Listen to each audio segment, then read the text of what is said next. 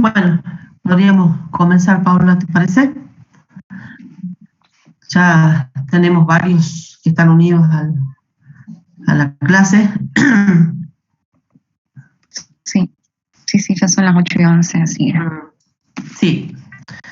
Bueno, a ver, chicos, buen día, Manuel. Ahí está Manuel, que me parece que es el único que tiene la cámara. Manuel Montes. Manuel, sí. Lo único que lo podemos ver. Los demás, nada. Qué pena, chicos. En fin. Vamos a ver, primero yo diría que comencemos preguntando si es que ha quedado dudas de ¿cómo se llama? De los ejercicios que hemos hecho de la unidad 2 en la clase anterior. ¿Se acuerdan que habían trabajado en grupo y ustedes habían dado la respuesta en la Padlet, que está en el aula, y no habíamos tenido tiempo de conversar sobre eso?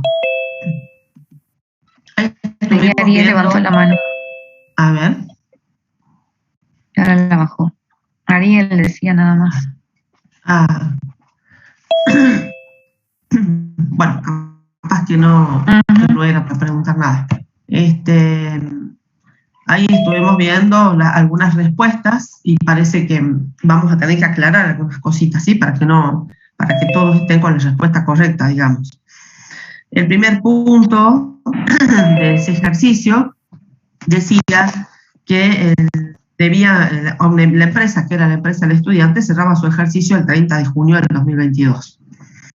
Y ustedes debían analizar 4 situaciones que se planteaban ahí y responder si cada una de ellas se podían considerar como que integraba el rubro caja y banco o no, ¿sí? En la primera, era correcto que sí, porque se trataba de una cuenta corriente en dólares, es decir, en este caso, no sé, dólares o moneda extranjera, en el Banco Nación. Entonces, eso sí integra, por supuesto, el rubro caja y banco, porque sabemos que es el dinero en efectivo, en poder de la empresa o en los bancos, en las instituciones bancarias, ¿sí? Tanto del país como del exterior, y ya sea en pesos, ¿sí? O en moneda extranjera. En la segunda consigna decía euros adquiridos con el ánimo de atesorar. O sea, ahí hay que ver, cuando se trata de la moneda extranjera, cuál es la intención que tiene la empresa. En este caso decía clarito que era para atesorar. Entonces eso nos está diciendo que la empresa no está utilizando esos euros en este caso como medio de pago, ¿sí? Sino que los ha adquirido con esa intencionalidad de obtener ingresos adicionales, digamos, con las diferencias de cambio que pudieran obtenerse al cabo de algún tiempo, digamos, o a una fecha determinada. Entonces, ese segundo punto, la respuesta correcta era que no integra el rubro caja y bancos, ¿sí? En el tercer punto, estaba el giro postal a la vista, en caja de la empresa. Entonces, ahí sí, la respuesta es sí. ¿Por qué? Porque ya dijimos que cuando se trata de un giro, el requisito es que sea a la vista. ¿Por qué? ¿Qué significa que sea a la vista? Que es pagadero de manera inmediata. Entonces, se cumple, digamos, con los requisitos que tiene o las características que tiene este rubro de disponibilidad inmediata o de liquidez. Entonces, sí corresponde incluirlo en el rubro caja y bancos. Ahora, si no dijera que es a la vista, ya es otra la cuestión. Entonces, ahí ya no podríamos decir que integra el rubro caja y bancos. Y el último punto, se trataba de un cheque corriente que la empresa había recibido por venta de mercadería, así que, es decir, ese cheque lo entregó un cliente de la empresa, y decía además que ese cheque iba a ser depositado el 1 de julio. Si es un cheque corriente que la empresa tiene en su poder y que lo va a depositar al día siguiente, porque depende el momento en el cual recibió el cheque, todavía no lo pudo depositar en la cuenta bancaria que posee la empresa, entonces ese cheque, digamos, sí, lo vamos a considerar dentro del rubro caja y bancos. Ya sabemos cuál sería, digamos, el concepto o la cuenta con la cual podríamos integrar esos cheques corrientes en general, ¿sí? ¿Cuál era el concepto, el componente o el nombre de la cuenta con el cual deberíamos nosotros depurar esa cuenta caja si encontramos esos cheques corrientes que solo están pendientes de depósito en el banco, en la cuenta corriente de la empresa? ¿Cuál sería?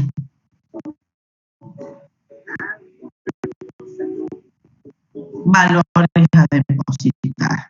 Muy bien, valores a depositar. Muy bien, Irina, valores a depositar. Entonces, esas serían las respuestas, digamos, correctas. Luego teníamos un segundo punto, donde la empresa Mis Juguetes tenía como fecha de cierre de ejercicio el 31 de mayo del 2022, ¿sí? Y ahí tenían planteado una situación de conciliación bancaria, ¿sí? O sea, para la conciliación ya sabemos, hay que hacer un análisis, un control de cuál es el saldo que tiene contable que tiene esa cuenta corriente de la empresa y compararlo con el saldo según el banco. Es decir, para eso tenemos el resumen de cuenta que emite el banco para poder hacer ese control o esa comparación. Y en ese caso, luego de hacer ese cotejo, esa comparación, sabemos que pueden surgir diferencias. No siempre van a coincidir esos saldos, es muy difícil que siempre coincidan, digamos. Y esas diferencias, teníamos dos tipos de diferencias. Unas que son llamadas diferencias temporales, porque inclusive había una pregunta en el foro, preguntando, o planteando a qué se entiende por diferencias temporales, a qué se refiere. Y bueno, las diferencias temporales, como su nombre lo indica, son diferencias que surgen en la conciliación, pero esas diferencias solamente es cuestión de tiempo para que se regularicen solas, ¿sí? Entonces ahí ese tipo de diferencias temporales, digamos, no amerita que uno tenga que realizar un asiento de ajuste. Ahora, ¿cuáles son ejemplos de esas diferencias temporales? Eso sí tenemos que tener en claro cuáles son. Y en este ejercicio que se había planteado, se daba un ejemplo de cuáles eran las diferencias encontradas, y entre ellas sí teníamos dos diferencias temporales. Una era el cheque emitido, había un cheque emitido por la empresa, pero que aún cuando nosotros hicimos el control, no lo encontramos debitado en el resumen de cuenta bancaria. ¿Qué significa eso? La empresa emitió el cheque, registró contablemente lo que corresponde, ¿sí? Pero en el resumen de cuenta no aparece debitado ese cheque. ¿Por qué? Porque el tenedor del cheque todavía, o el beneficiario de ese cheque, todavía no se presentó a cobrarlo en el banco. Entonces, todavía, digamos, hay tiempo, de acuerdo a la fecha del cheque, por supuesto, sabemos que tenemos 30 días para que eso suceda, para que se presente el beneficiario del cheque a cobrarlo o lo deposite en su cuenta bancaria. Entonces eso, con el correr de los días, digamos, se tiene que igualar los saldos cuando ocurre esa situación. Esa era una de las diferencias temporarias. Y la otra correspondía a un depósito realizado por la empresa y que también, o sea, la empresa lo contabilizó como corresponde ese depósito, pero en el resumen de cuenta del banco no aparece ese depósito acreditado todavía.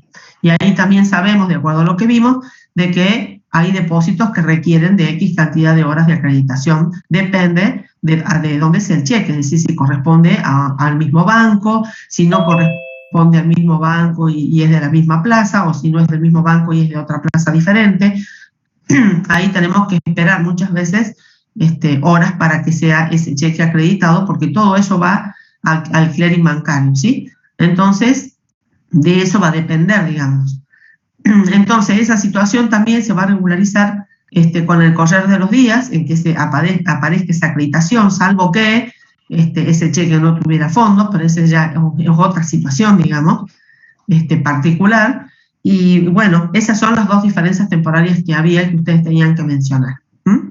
Y luego, en el segundo punto, se plantearon 3 situaciones en las que debían decir ustedes si era verdadera o falsa la situación planteada. La primera correspondía a operaciones que no habían sido registradas por el banco, y ahí se mencionaba que eso ameritaba que la empresa tuviera que realizar asientos de ajuste, ¿sí? Bueno, en este caso esa afirmación es falsa, porque si hay operaciones que no están registradas por el banco, bueno, deberá ser el banco quien efectúe esas registraciones correspondientes en su contabilidad, pero no así la empresa.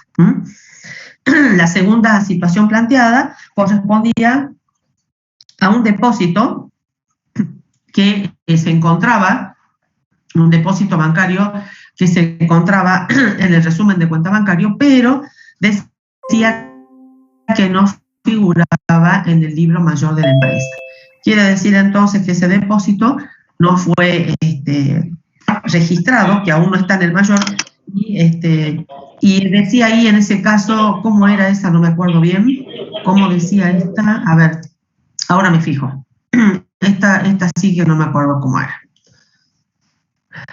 La consigna decía que el depósito era un depósito que figuraba en el resumen de cuenta bancario y no en el mayor de la empresa, y que debía registrarse contablemente, ¿sí? Entonces, bueno, esa era una afirmación correcta, ¿sí? Porque si no está en la contabilidad de la empresa y ese depósito fue realizado, entonces sí debe realizarse el correspondiente asiento de ajuste. Y la última eran las operaciones que no estaban contabilizadas por la empresa, ¿sí? Entonces decía que no llevan asientos de ajuste porque se analizan en la conciliación. Bueno, la respuesta a esa consigna es que esa consigna era falsa. ¿Por qué? Porque si hay operaciones no contabilizadas por la empresa, lógicamente al ser analizadas en la conciliación son detectadas como diferencias, ¿sí? Pero no por el hecho de haber sido solamente analizadas en la conciliación, no vamos a hacer el asiento de ajuste. Sí corresponde a hacer la contabilización que sea pertinente, digamos, en este caso, sería la operación contabilizarla como corresponde, porque aún en la contabilidad no se encuentra, digamos, debidamente registrada, ¿sí? Esas serían las respuestas correctas a ese ejercicio.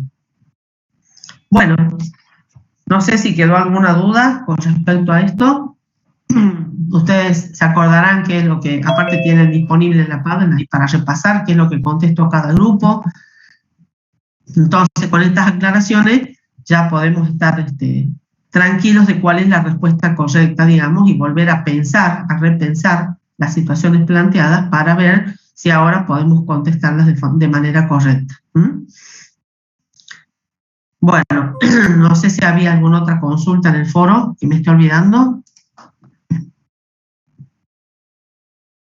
Acá Gloria preguntó recién si el giro postal no fuera a la vista, ¿en qué rubro iría?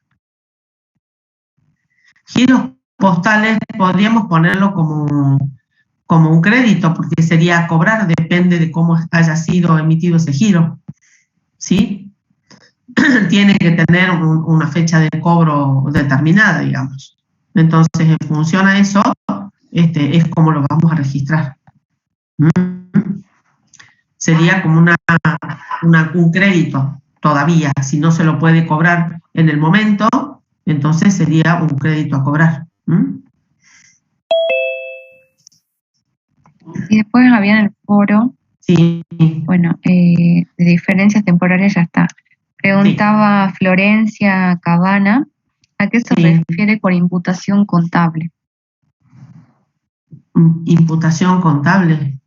Y después dice, siendo que las áreas responsables de la emisión del cheque y de la contabilidad pueden efectuar su imputación.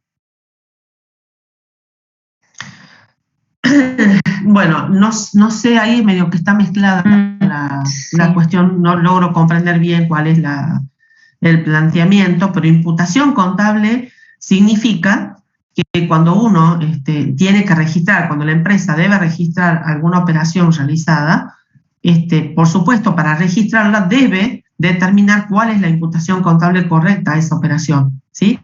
Significa cuál es la cuenta que tengo que utilizar para registrar esa operación.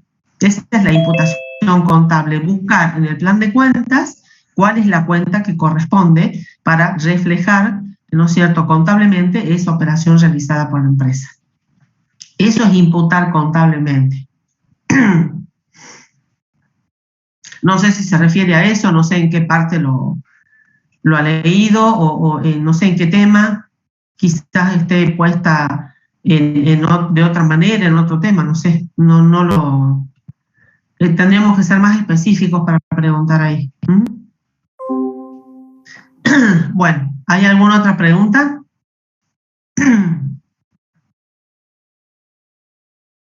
Sí, Alejandra pregunta, ¿por qué? ¿Puedes repetir la explicación del punto 2.1? ¿Por qué es falsa? La explicación del punto 2.1. 2.1 dice que la empresa Mis Juguetes debe realizar asientos de ajuste contable por las operaciones no registradas por el banco. Claro. Porque de la conciliación bancaria nosotros podemos detectar, van a surgir diferencias. Entre esas diferencias podemos encontrar operaciones que no hayan sido registradas por el banco, es decir, que no figuran en el resumen de cuenta bancario, y pueden haber otras detectadas, operaciones detectadas que no hayan sido registradas contablemente en la empresa, ¿sí? Acá estamos refiriéndonos a las operaciones detectadas que el banco no contabilizó. Entonces, si son operaciones que no están en la contabilidad del banco, por ende no figuran en el resumen de cuenta bancario, entonces la empresa, en este caso, no tiene que hacer nada, no tiene que hacer ningún tipo de registración, porque son operaciones que el banco omitió contabilizar. O sea, el que debe realizar el ajuste es el banco, ¿sí? La empresa en ese caso, si detecta algo así, deberá hacer el reclamo correspondiente al banco para que se corrija esa situación. Pero la contabilización, la registración la tiene que hacer el banco, no la empresa. Porque la empresa la tiene en su contabilidad, la tiene registrada como corresponde en la contabilidad. No sé si se entendió eso.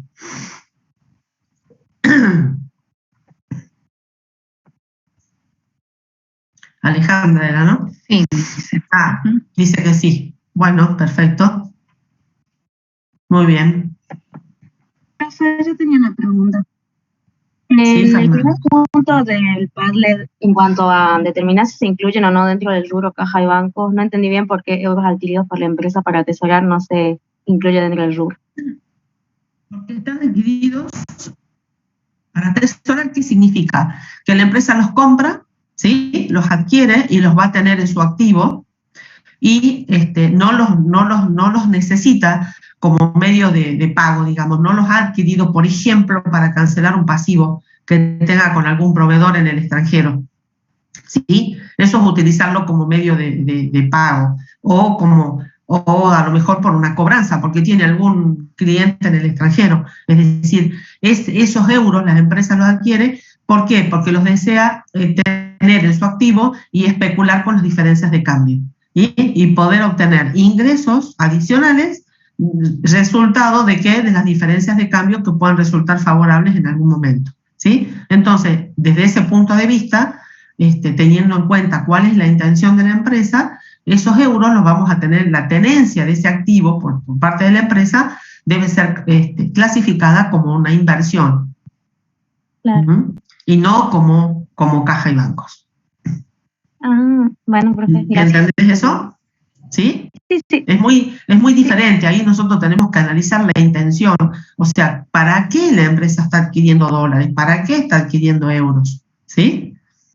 En este caso está clarito, según lo que dice ahí, que es con fines especulatorios. Entonces está especulando a ver si obtiene un resultado por tenencia, un resultado positivo, ¿sí? Por las diferencias de cambio, ya sea que por el solo hecho de tener se genere ese resultado, o si a lo mejor la empresa, cuando la diferencia de cambio es muy positiva, digamos, decide venderlo y bueno, ahí obtiene ingresos adicionales justamente por eso.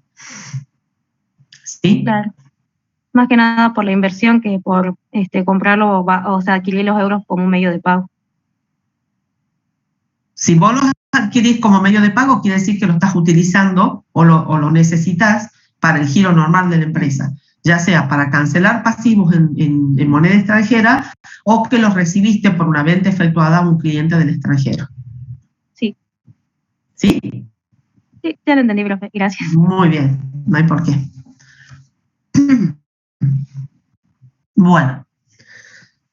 Listo, chicos, entonces pasemos a la unidad de créditos, que es la que tenemos que analizar hoy. Veamos cuáles son las consultas que tienen con respecto a esa unidad, la unidad número 4.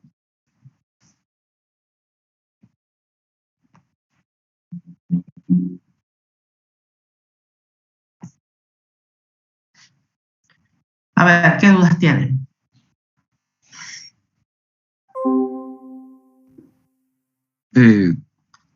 Yo tengo dudas sobre las garantías. Garantías. Sí, mamá. ¿Qué dudas tenés sobre las garantías? Cuando se refiere a garantías prendarias, ahí habla de desplazamiento. Eso no lo entendí. ¿Qué significa el desplazamiento? En este caso, las garantías, la primera gran clasificación, digamos, que podemos hacer de las garantías es depende sobre qué tipo de bienes recae la garantía. ¿Sí?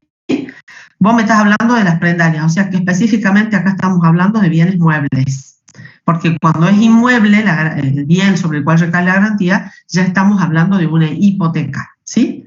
Esa primera gran diferencia, para empezar. Entonces, nos ubicamos que la garantía recae sobre bienes muebles, por eso es prendaria. Ahora, hay diferentes tipos de garantías prendarias. Una de ellas es justamente la llamada prenda común, ¿sí? O prenda con desplazamiento. Eso es lo que no comprendes, Manuel.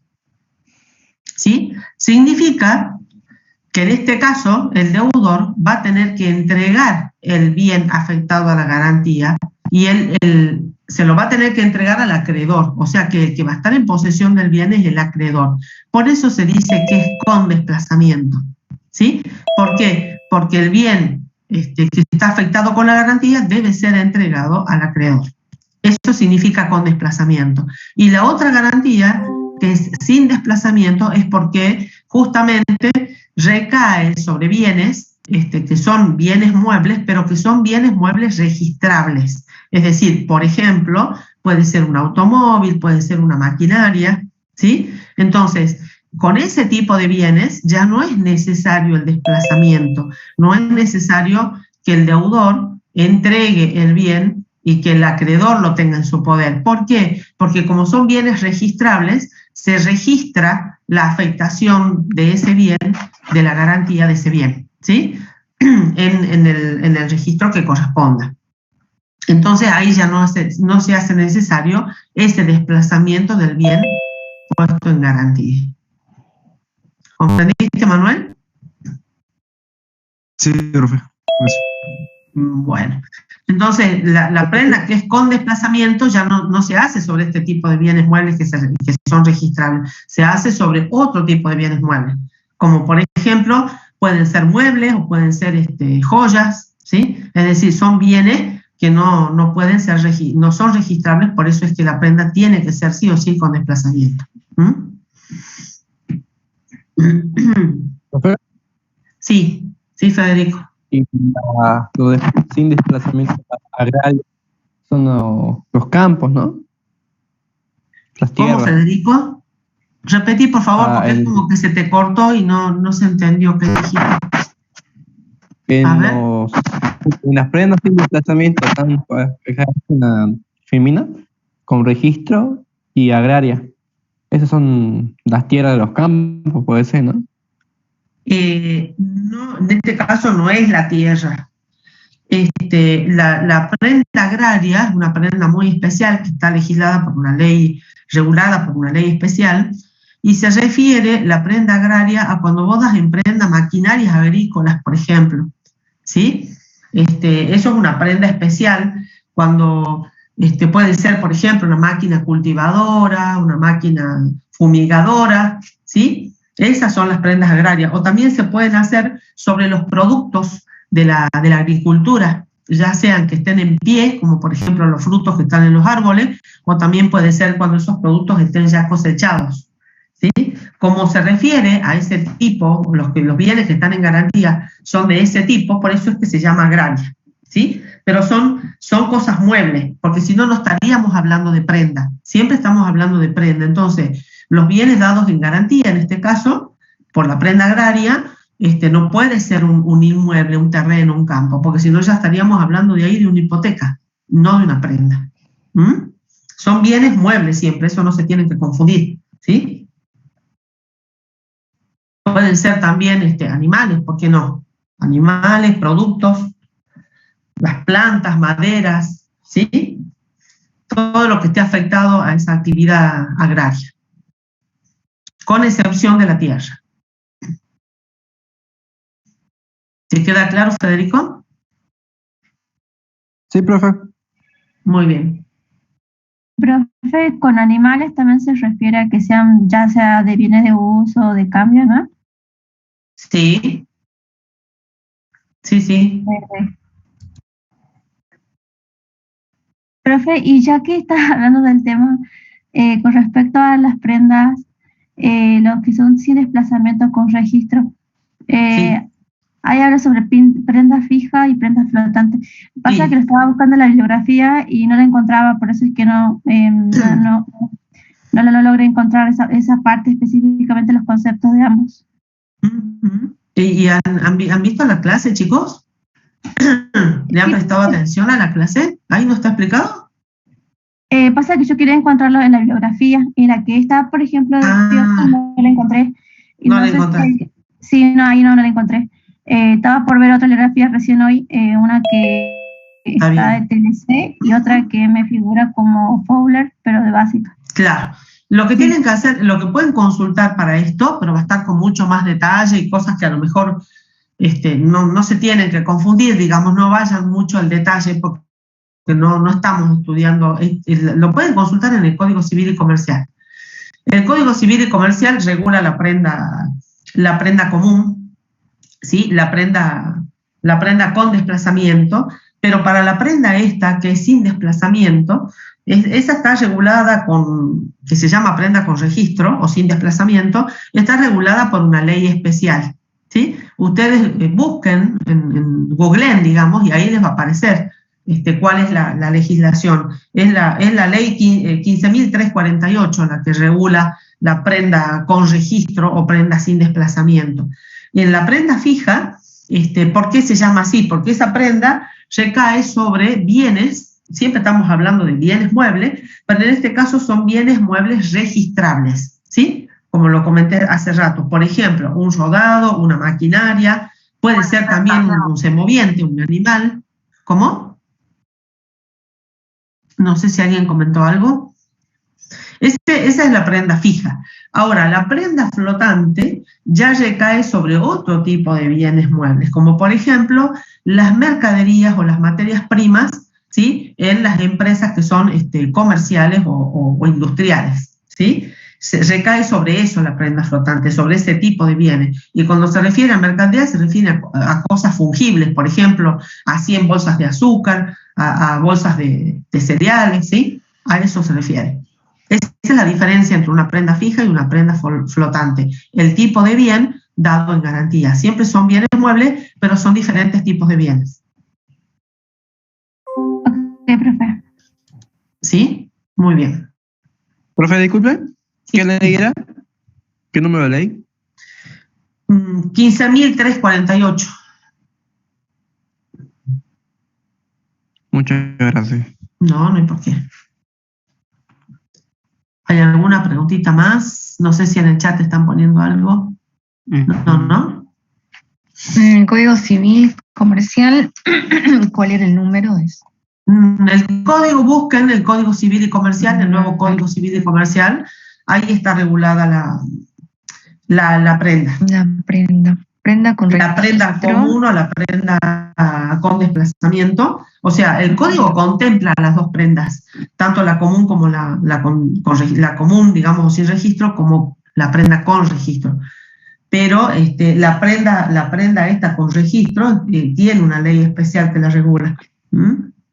Pero como les digo, o sea, si quieren leerlo, está muy bien que lo lean. Yo creo que con ver el código ahí se van a dar cuenta, inclusive el código debe hacer referencia a esa ley, calculo yo, pero no la estudien muy con detalle porque si no se van a confundir. Lo importante es que tienen que saber es eso, la diferencia de cuáles son los bienes dados en garantía o sobre los cuales recae la garantía.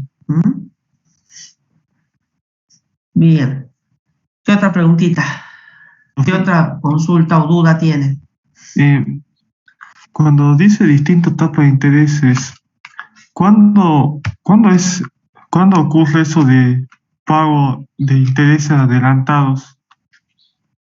Que es al inicio, supone el pago del interés. ¿De qué me estás hablando, Lucas? ¿De qué intereses? ¿En qué temas te estás refiriendo? Ubícame un poquito. Habla de los distintos tipos de tasa de interés y está el interés tipo adelantada, que es cuando el pago del interés es al inicio. Sí. ¿Y eso lo viste en qué lo viste? Está en la FEMINA. Acá. Por eso, pero el tema de qué es, de un documento, ¿en qué parte lo viste? Como para ubicarme. O sea, yo lo que digo es que no sé cuándo se puede usar, por ejemplo. Son distintas formas de convenir los intereses, con pago adelantado o a interés vencido, cuando se vence la cuota. Sí. Eso se pagaría cuando claro. inicie, ya cuando, antes de que empiece el vengarse. Exacto. Se paga con anterioridad. Ese es el interés adelantado. Bueno. ¿En qué parte está eso? Me quedé pensando. Sí, porque en la práctica no le estamos dando eso. Inclusive estamos trabajando. Hay una filmina que les dice distintas tasas de interés. Sí. Y ahí les da varias. Sí. Y tienen la activa y la pasiva, y después les dice la adelantada. Sí, el pago del interés es al inicio. Sí. La vencida y la equivalente. Y la equivalente. Ah, bien. No sé, no me ubicaba en la diapositiva esa. Sí. La tasa, créditos documentados. La tasa de interés activa es la que cobra el banco. ¿sí? Y la pasiva es la que pagamos nosotros. Se le llama así. ¿Cómo, Gloria? No, que esa parte está en la parte de créditos documentados y cuando habla de operaciones con órdenes mutuales. Y luego sigue ese tema sobre las tasas. Ah, bien. Ajá. Y ahí habla sobre la tasa nominal, la tasa real. Sí. Sí, eso, después lo van a estudiar ustedes, eso en matemática financiera. Ahí van a tener que aprender bien todo eso y cómo, inclusive van a aprender a calcular esos tipos de intereses. Ahora no les vamos a pedir eso. Ustedes fíjense, ya se van a dar cuenta cuando vean los prácticos, vamos a manejar nada más que el cálculo de interés simple, justamente a los efectos prácticos, digamos, porque eso no es materia de estudio de ahora, digamos, para básica. Entonces, eso lo van a aprender ustedes en matemática financiera. Eso está en tercer año, creo, ¿no? En la materia. Ahí van a aprender a calcular ese tipo de intereses y demás. Por ahora vamos a manejar solo el interés simple, el cálculo de interés simple, ni siquiera vamos a ver el compuesto.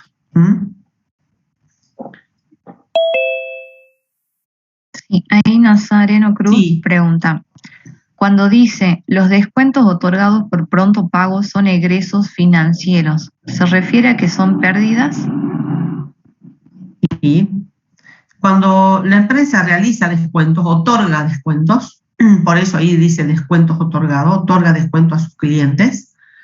Eso es un resultado financiero, ¿sí? Es un egreso, es un resultado financiero. ¿Por qué? Porque ese descuento es justamente por el interés. Entonces, ustedes tienen un precio, la empresa vende, cuando vende a plazo, digamos, hay un interés dentro de ese precio a lo mejor, ¿sí?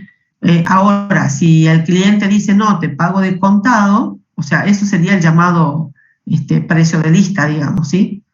Pero también cuando hay operaciones a mayor plazo, hay intereses que también son explícitos y se pacta la operación con esos intereses porque la operación es a plazo en una primera instancia, pero luego a lo mejor el cliente viene y dice, no, voy a pagar ahora, o sea, paga antes del tiempo establecido, entonces ahí directamente la empresa lo que hace es efectuar un descuento por pronto pago o porque realiza el pago de contado. Esos intereses o descuentos otorgados es un concepto financiero y es justamente por el interés. Deja de cobrar ese interés por ese pronto pago por pago de contado y es un resultado financiero que va, después nosotros más adelante cuando veamos ya la parte de los resultados, figuran en el estado de resultados, en el rubro resultados financieros y por tenencia. Es uno de los conceptos de estos resultados financieros. Los intereses. En este caso son generados, van a ser también van a ver que van a tener que aprender a clasificarlos en generados por activo y por pasivo. En este caso son intereses generados por activos.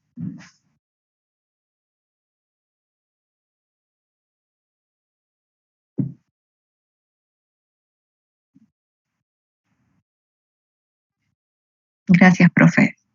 No hay por qué. ¿Qué más, chicos?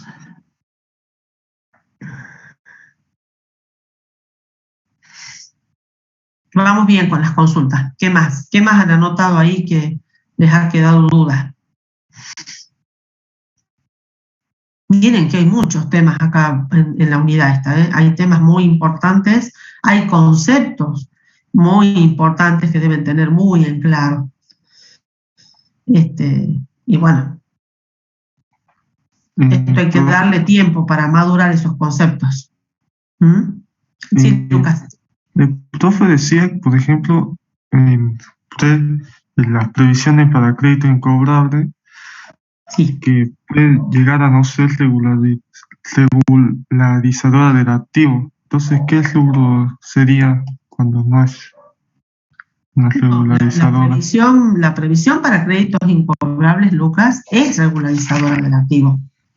¿Qué decíamos? No sé si me confundí. Hay otras previsiones que son previsiones del pasivo, ¿sí? ¿Entendés? Claro, hay previsiones que son regularizadoras del activo y hay otras previsiones que son previsiones del pasivo. Fíjate que en el estado de situación patrimonial, en el pasivo vos tenés el rubro previsiones también. ¿Sí? Bueno, esas previsiones justamente son del pasivo, se exponen en el pasivo en ese rubro, previsiones. Pero hay otras, como estas que estudiamos acá en esta unidad, que es la previsión para deudores incobrables, que es una previsión regularizadora del activo. Tiene saldo acreedor, nace con saldo acreedor esa previsión, pero se expone en el activo, ¿sí? Restando. Por eso se dice que es regularizadora, porque se expone restando, en este caso, dentro del rubro créditos por ventas. Por eso decimos que regulariza, ¿sí? Porque tiene saldo acreedor y sin embargo vos la vas a exponer, o sea, el tratamiento que tiene esta previsión, digamos, va a figurar. Si vos te vas a la información, ¿cómo se dice? No al estado contable, porque ahí no vas a encontrar ninguna cuenta y solamente vas a ver rubros, ¿sí? Si te vas a la información que complementa los estados contables, vas a ver las notas a los estados contables. Dentro de esa nota, te vas a la nota del rubro créditos por venta y ahí vas a tener todas las cuentas que integran ese rubro, ¿sí? A la fecha de cierre de ejercicio. Bueno, además de tener la cuenta deudores por venta, documentos a cobrar o la cuenta que fuere, vas a tener la cuenta previsión para deudores incobrables con signo negativo, es decir, va a estar restando. ¿Por qué? Porque tiene saldo acreedor. Quizás es esa la diferencia o lo que vos escuchaste. No es que la previsión para créditos incobrables puede ser una previsión que no es regularizadora. Es regularizadora. Lo que ocurre es que hay otras previsiones, ¿sí?, que la empresa puede constituir por otros motivos, pero esas son previsiones del pasivo. Como por ejemplo, la previsión para juicios y litigios, la previsión para indemnizaciones y despidos, esas son previsiones del pasivo, que las vamos a estudiar cuando estemos en el pasivo, viendo la unidad de pasivo. ¿Puede ser eso, Lucas, que hayas escuchado? Sí, no sé. ¿En la clase? Bueno, no hay por qué. Profe, y estas previsiones las tenemos que ir restando y las colocamos en la estructura debajo de la cuenta o del rubro que va regularizando, ¿qué no? Claro, es la cuenta que regulariza las cuentas que tenés en ese rubro, entonces normalmente es la que se pone al último. ¿Qué otra cuenta regularizadora han estudiado ustedes en este rubro de créditos por ventas? ¿Qué otras cuentas regularizadoras han estudiado? No es la única que existe en este rubro. Intereses positivos a devengar. Intereses positivos a devengar, muy bien. ¿Qué otra? Los negativos. ¿Cómo? ¿Cómo, Manuel? No te escuché. Los intereses negativos también. Los intereses negativos es una cuenta de pérdida esa. Es una cuenta de resultado. No, a ¿sí? devengar me refiero. Claro, a devengar sí, pero para que sea regularizador el rubro créditos por venta es lo que dijo tu compañera, intereses positivos a devengar, ¿sí? Porque los intereses negativos a devengar es regularizadora, pero del pasivo, no del activo, ¿sí? Esa está de ejemplo, pero como regularizadora del pasivo, ¿sí? Ahora yo les pregunto, ¿qué otra cuenta regularizadora han estudiado ustedes en este rubro créditos por venta?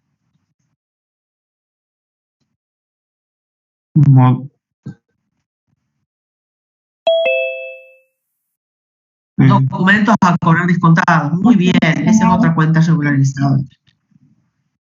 Documentos a cobrar, ¿qué más? Porque la cuenta documentos a cobrar solita es cuenta patrimonial del activo. Descontado. Descontados. Documentos a cobrar descontados, documentos a cobrar endosados. ¿Qué más? Los alquileres, profe, los alquileres. Regularizadora, Paulina, los alquileres. Alquileres pagados por adelantado, digamos. Claro, es una cuenta patrimonial del activo, pero no es una cuenta regularizadora. ¿Sí? Yo estaba pidiendo ejemplos de cuentas regularizadoras. El ejemplo que vos diste está correcto porque sí pertenece al rubro créditos, digamos específicamente al rubro otros créditos, no al créditos por venta, pero es una cuenta patrimonial del activo, los alquileres pagados por adelantado. ¿Sí? También iría documentos a cobrar morosos. Documentos a cobrar morosos entraría dentro de créditos por ventas, pero también es cuenta patrimonial, no es cuenta regularizadora. ¿Sí? Muy bien, está dentro de las cuentas del rubro créditos por venta, documentos a cobrar morosos. Documentos a cobrar en gestión judicial, por ejemplo, también puede ser. ¿Sí? Pero todas esas ya son cuentas patrimoniales del activo. ¿Sí? No confundir las cuentas regularizadoras. De la que se están olvidando es de la cuenta cheque de pago diferido sesionado, por ejemplo. Esa es regularizadora también. ¿Sí? Para deudores incobrables. Y la cuenta deudores incobrables, a ver, Rosa, ¿qué tipo de cuenta es? Una regularizadora. La previsión para deudores incobrables. La previsión sí, pero no la cuenta deudores incobrables, ¿no? Una pérdida. Claro, la cuenta deudores incobrables es una cuenta de resultado negativo, es una pérdida, ¿sí? Es la cuenta que ustedes usan cuando crean la previsión. Debitan la cuenta deudores incobrables y acreditan la cuenta previsión para deudores incobrables. Entonces, la cuenta deudores incobrables es una cuenta de resultado negativo, es una pérdida. Y la cuenta previsión para deudores incobrables nace con saldo acreedor, pero es una cuenta regularizadora del activo. ¿Sí? Porque pertenece al rubro créditos por ventas. ¿Sí? ¿Está claro eso?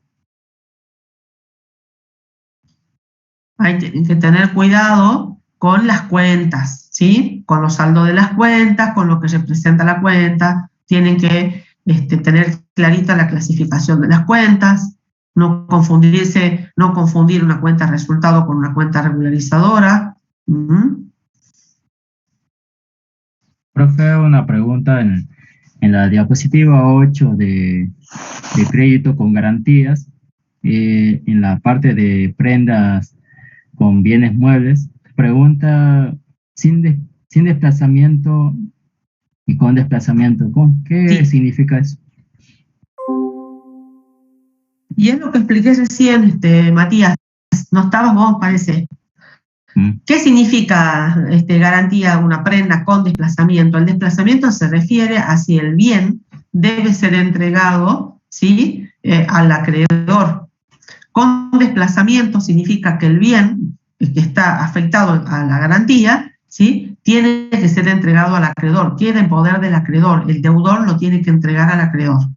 Y sin desplazamiento significa lo contrario, no hace falta entregar el bien. ¿Por qué? Porque se trata de bienes que son registrables, como por ejemplo un automóvil.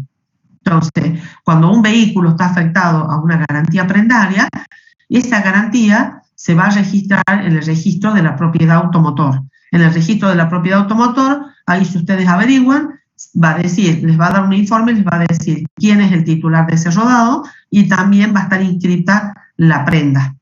Van a saber ustedes si ese rodado está afectado con alguna garantía. Esa es una de las cosas que siempre tenemos que hacer cuando, por ejemplo, queremos adquirir un rodado de algún tercero, por ejemplo.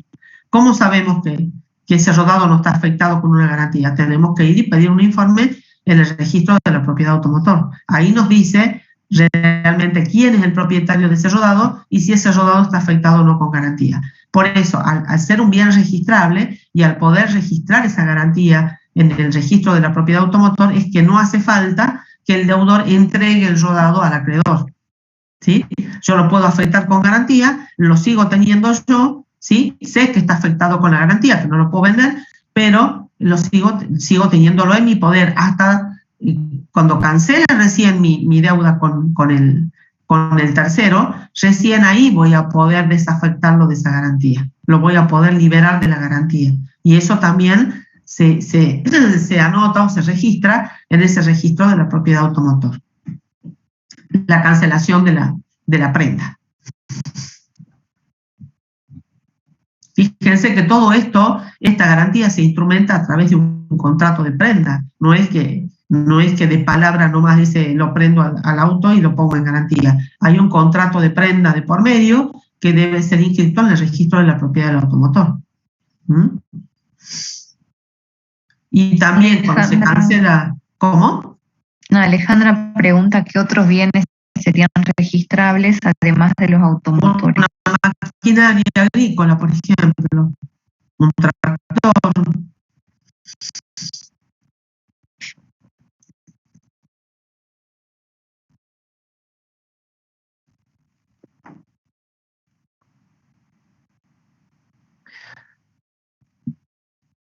Bien, ¿qué más, chicos?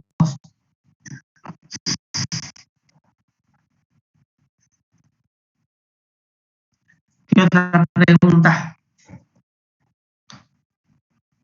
Profe, yo tenía una duda con lo que se refería a documentos descontados. Sí, Fernanda, ¿cuál es tu duda? O sea, más que nada a lo que se refiere, lo que son, no los entiendo muy bien. Ah, no entendés bien.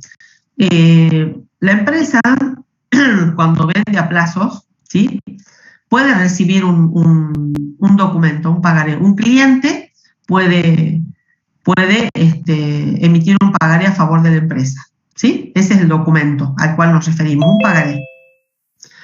Ahora, ese pagaré va a tener una fecha de pago.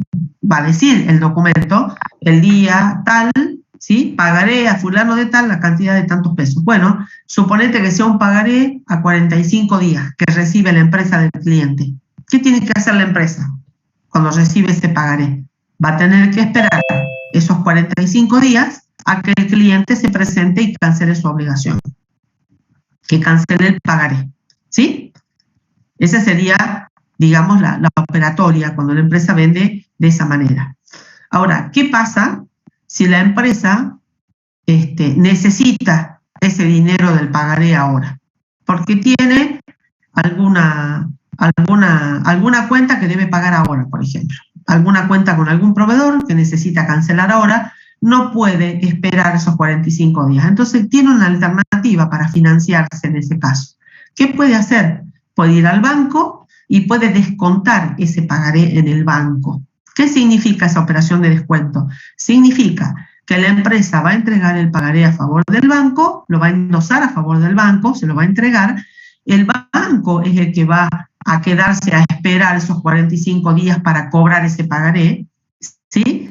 Y le va a acreditar a la empresa el importe del pagaré en su cuenta corriente, menos, por supuesto, los intereses contenidos en ese documento, porque como la empresa no va a esperar esos 45 días, no le va a corresponder cobrar esos intereses contenidos en el pagaré por la financiación, ¿sí? Entonces el banco le va a deducir esos intereses, el IVA correspondiente a los intereses, y le va también a deducir o a descontar el impuesto de sellos, ¿sí? Y le va a acreditar la diferencia en la cuenta corriente. Entonces, esa es una forma, es una operación financiera que hace la empresa con el banco y es una forma de obtener ya el dinero de ese pagaré. Por supuesto que no va a recibir el 100% del monto del pagaré, porque como te digo, el banco le va a descontar los intereses, el IVA de los intereses, el sellado, ¿sí?, y va a acreditar la diferencia en la cuenta corriente de la empresa. Entonces, de ahí es que surge, cuando vos registrás esa operación, la cuenta regularizadora, documentos a cobrar descontados, ¿sí? Porque la empresa, una vez que entrega el pagaré al banco, no se libera de responsabilidad. ¿Qué pasa si el cliente de la empresa llega al vencimiento, a la fecha de vencimiento del pagaré, y no se presenta a pagar el documento, a cancelar el documento? Vos le tenés que comunicar a tu cliente que hiciste esa operación y que va a tener que pagarlo en el banco, al pagaré, ¿sí? ¿Qué pasa si ese cliente no se presenta a cancelar la obligación? El banco automáticamente lo que va a hacer es debitar el importe del pagaré de tu cuenta corriente bancaria. El banco no va a perder, no se va a quedar a tratar de cobrarle al cliente, te lo va a cobrar a vos, ¿sí? Entonces la empresa sigue siendo responsable ante el banco por el importe de ese pagaré, por ese compromiso de pago que tiene el cliente. Por eso es que surge esa cuenta de documentos a cobrar descontado. ¿Qué le está diciendo esa cuenta a la empresa? Ojo, que hay un documento que está descontado en el banco y que tenemos que ver qué pasa a la fecha de vencimiento. Si el cliente se presenta y paga, el banco le va a comunicar a la empresa que el pagaré fue cancelado en tiempo y forma. Y si no ocurre eso, le va a debitar de su cuenta el importe de pagaré y también le va a comunicar a la empresa esa situación. Y le va a entregar el pagaré, ¿sí? Entonces la empresa ahí recibirá el pagaré del banco y va a tener que ver qué hace con su cliente, cómo le cobra al cliente. ¿Sí? ¿Entendiste, Sí, Fernanda? Sí, el derecho de cobro puede ser. ¿Cómo? En ese caso, como no le paga el vencimiento, renace el derecho. Exactamente, renace el derecho, porque el cliente que supuestamente te había entregado ese pagaré para cumplir con ese compromiso y cancelar la operación de la compra, no lo hizo porque no lo pagó a su vencimiento. Entonces, ahí es como que se vuelve toda la situación para atrás y ese cliente te sigue debiendo. Y tendrás que ver con el cliente cómo te paga. A lo mejor te pide otro plazo, a lo mejor te extiende otro documento, a lo mejor te da un cheque. Bueno, las alternativas pueden ser varias, ¿sí? En el caso, profe, ¿y el cliente nos pagaría en todo caso los gastos que nos cobraría el banco? Los gastos, y bueno, podés vos resarcirte de eso con el cliente, ¿sí? Pero vos desde el momento en que, o sea, ahí no sería tanto porque la que toma la decisión de descontar el documento es la empresa.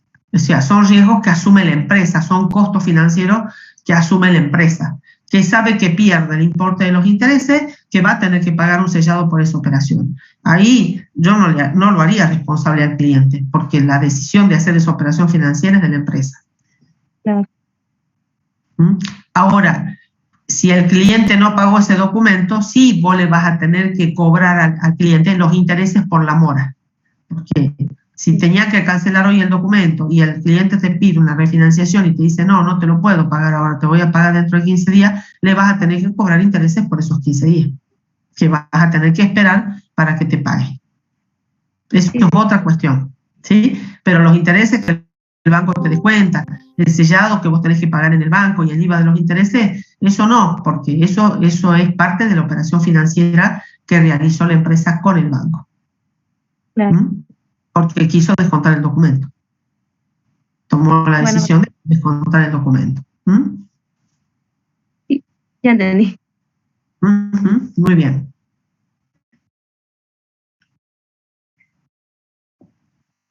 Muy bien, chicos. ¿Qué más? Ya llevamos 1 hora. Evacuando dudas, aclarando temas. Muy bien. ¿Qué más, chicos? A ver. Ustedes tienen que anotar sus preguntas cuando están estudiando. Tienen que hacer un borrador y anotar, porque después acordarse a ver qué era lo que no entendí es medio por ahí se les pasa, no se van a acordar así nomás. Sobre todo cuando están estudiando temas nuevos. Entonces tienen que hacer una ayuda a memoria, ir anotando las cositas que no han entendido, que no les quedó clara del todo. Tienen que tratar. Les decía yo en clases el otro día. Van estudiando y van anotando en una hojita aparte todas las dudas que se les vayan presentando, porque después, ¿verdad? Uno se olvida. Uno cree que se va a acordar, pero sí. Como son varias cosas nuevas las que porque estamos aprendiendo todo el tiempo cosas nuevas, entonces cuesta, digamos, acordarse. Así nomás no se van a acordar. Mientras más estudian, más dudas van a tener. Entonces está bueno anotarla. Está muy bueno lo que hizo su compañera hace rato cuando estábamos hablando de las garantías, que ella intentó buscar bibliografía para comprender mejor, si no terminó de comprender lo que escuchó en la clase. Eso está muy bueno, hay que hacerlo, no nos podemos quedar así nomás con que no comprendí, hay que intentar comprender, buscar, y si no se puede o se encuentra, o a lo mejor encontramos una bibliografía, pero no la comprendemos porque leemos y no la comprendemos, está bien, hay que hacer eso. ¿Cómo van con el glosario? ¿Están participando en el glosario? ¿Los está ayudando? Porque está bueno, a lo mejor algún compañero ya se tomó el trabajo de ver el concepto, de investigarlo, lo puso en el glosario y bueno, yo ya lo tengo a mano cuando estoy estudiando. Para eso sirve, para que los ayude a estudiar. Vi que habían varias palabritas, pero lo importante es que las usen, no solamente el que las pone ahí. Bueno, piensen una duda más, ya vengo yo, denme 2 minutitos.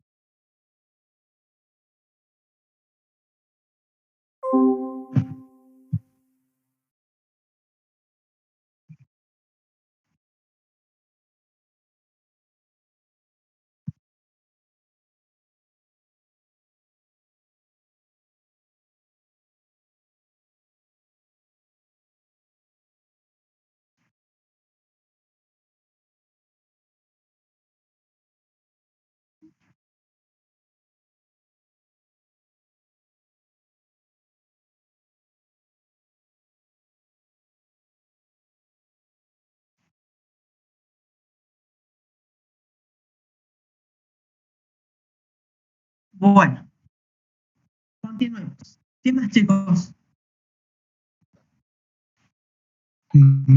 Profe, Sí. tenía una duda. Y Lucas. ¿Por qué la diferencia entre la sesión de cheque pago diferido y el descuento de documentos, el descuento de documentos se hace con pagaré y el otro se hace con cheque? Sí. A la sección de cheques se le agrega una comisión bancaria. Sí. ¿Por qué razón se agrega ahí? Sí, justamente esa es una de las diferencias. O sea, la operación es parecida, porque el cheque de pago diferido, vos sabés que también tiene una fecha de cobro. Entonces, en ese caso, la empresa, cuando recibe un cheque de pago diferido, pasa lo mismo. No quiere esperar o no puede esperar a que llegue la fecha de cobro de ese cheque. Entonces, lo que hace es descontarlo, sesionarlo, se dice en el banco. El banco le adelanta el monto del cheque, pero por esa operación de cesión de cheque, el banco le va a cobrar una comisión. Además de descontarle los intereses, el IVA de los intereses, le va a descontar una comisión, el IVA de la comisión y el sellado.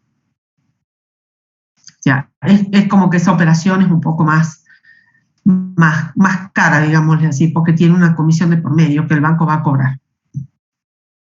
Y los intereses que va a descontar el banco lo va a hacer con una tasa de descuento que maneja el banco para ese tipo de operaciones.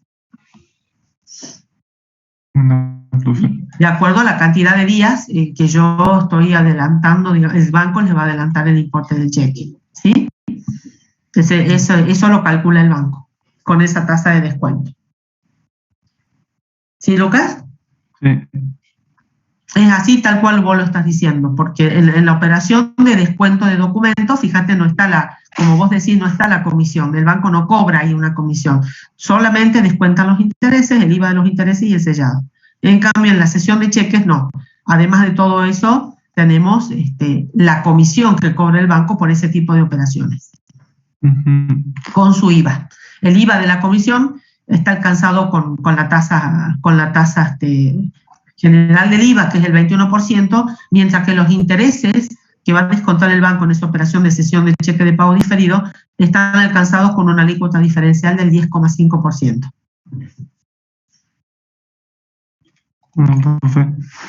Eso también lo tienen que tener en cuenta. ¿Podría explicar eso, lo último? Sí, Manuel. ¿Qué es lo que no entendiste? De la alícuota del 10,5. Alícuota, sí. La comisión que cobra el banco por cesión de cheques está grabada con la alícuota general del impuesto, que es el 21%. ¿Sí? Mientras que los intereses que el banco va a descontar por esa operación están alcanzados con una alícuota diferencial del 10,5%.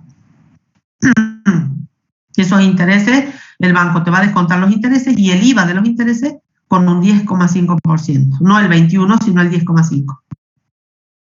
O sea, del 21 me cobra lo del cheque y del interés me cobra el 10,5%. Claro. El 21% lo va a calcular sobre la comisión que te cobra el banco. No sobre el importe del cheque, sobre la comisión que te cobra el banco. El banco tiene estipulada cuánto es la comisión para ese tipo de operaciones. Entonces te va a deducir la comisión, y la comisión está alcanzada por el IVA. Entonces le va a calcular el 21% al importe de la comisión. ¿Sí? Eso también te va a descontar el IVA de la comisión.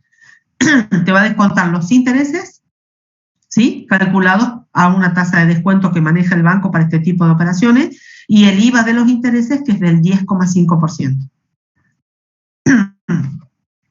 Eso no se preocupen, porque esto lo van a ver bien clarito en la práctica, ¿sí? Ahí en el ejercicio práctico que ustedes van a estudiar para la otra semana, tienen muy bien explicado eso, inclusive está en el enunciado, ¿sí?, en el enunciado del ejercicio, para que ustedes lo tengan en cuenta.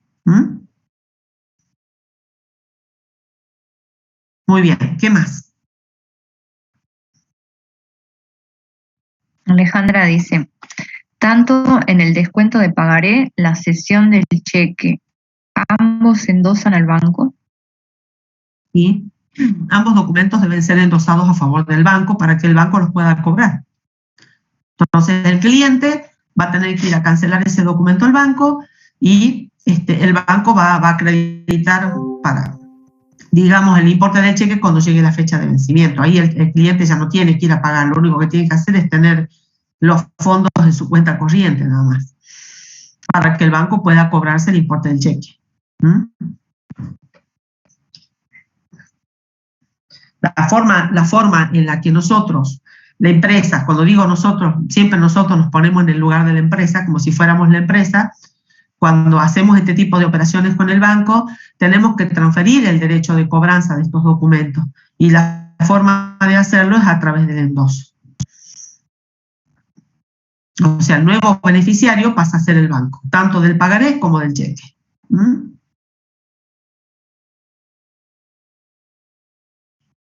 No por nada. Muy bien. ¿Qué otra pregunta, chicos? Chicos, concepto de... A ver, ahora voy a preguntar yo. Concepto de créditos, a ver, ¿qué dice la norma contable con respecto a los créditos? ¿Qué son los créditos? Acá tenemos que tener en cuenta una cosita. Una cosa es definir qué son los créditos, y otra cosa es decir qué son los créditos por ventas. Entonces, ¿qué son los créditos por ventas? A ver, esa es la pregunta. ¿Cómo darían ustedes el concepto de los créditos por ventas?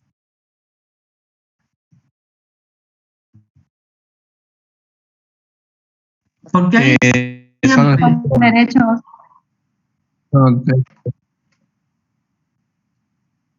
A ver, uno por vez. Me encanta que todos quieran decirlo, pero nos organicemos. A ver, vamos por partes, chicos. A ver, Irina.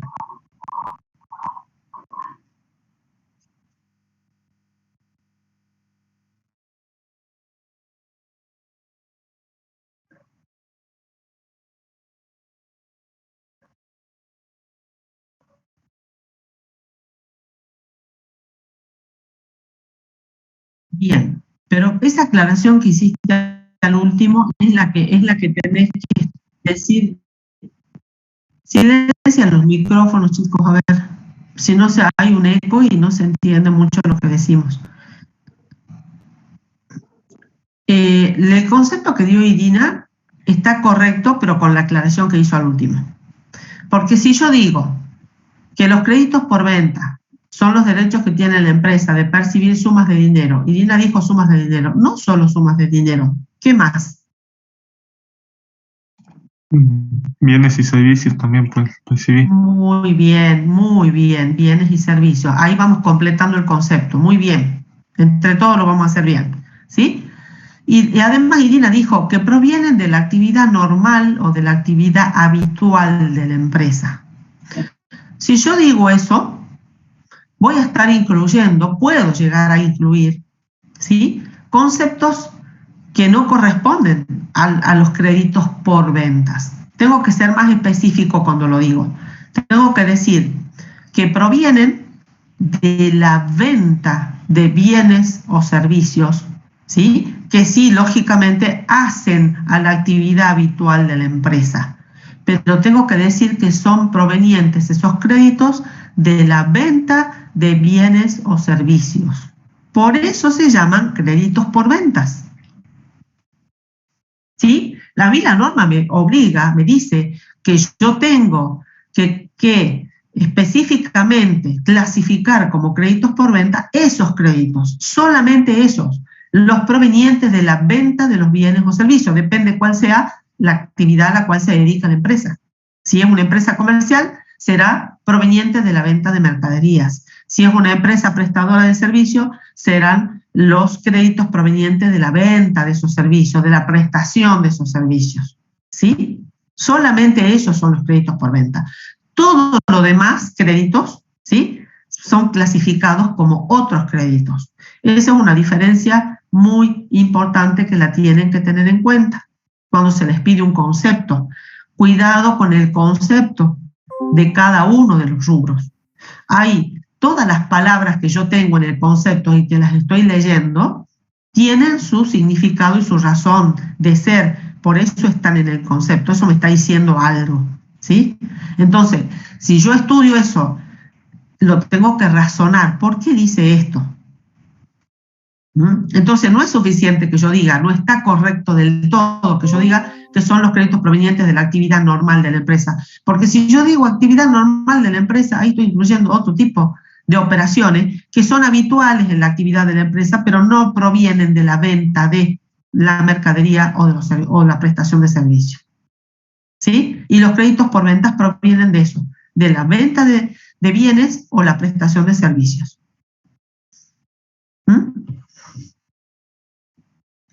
¿Quedó claro esa diferencia? ¿Sí?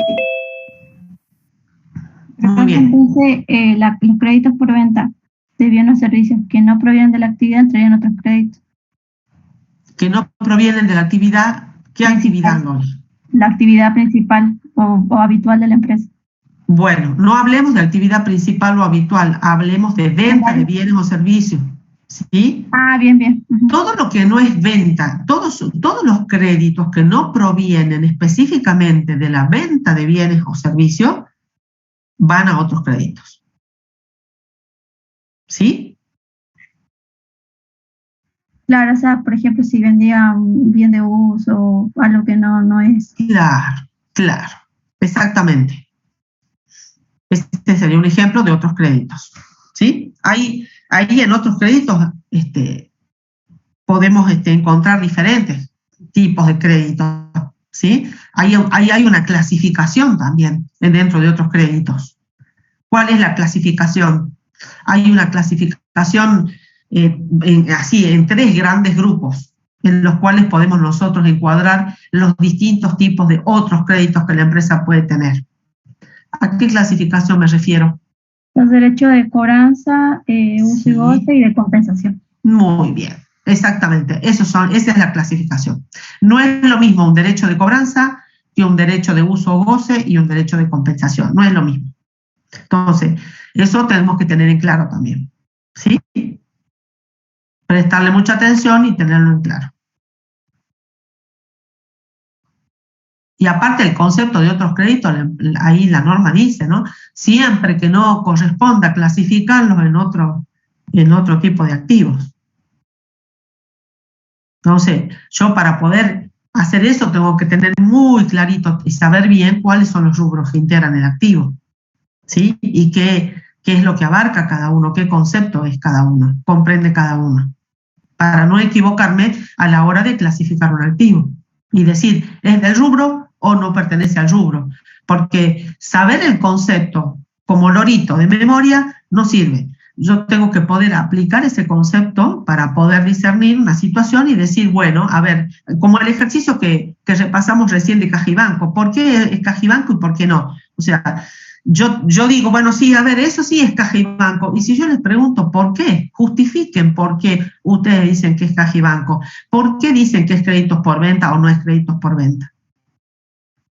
¿Sí? Yo no puedo clasificar algo, ¿sí?, o afirmar algo sin saber por qué, decir sí porque sí o no porque no. No, tengo que justificar por qué sí cumple con el concepto de lo que sería, en este caso, un crédito por venta u otro crédito, o por qué no.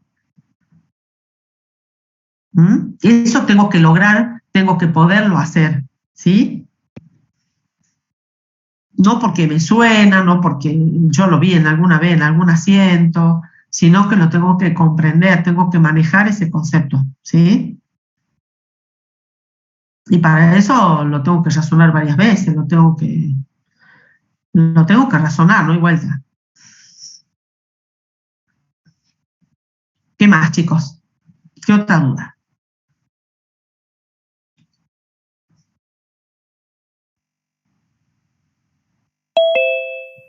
Ahí veo un concepto que puso Amir: derechos que obtiene el ente a su favor contra terceros, sí, muy bien, y que se originan por su actividad comercial. Eso para una empresa comercial, pero la actividad comercial puede englobar muchas cosas, muchas operaciones que realiza la empresa en general.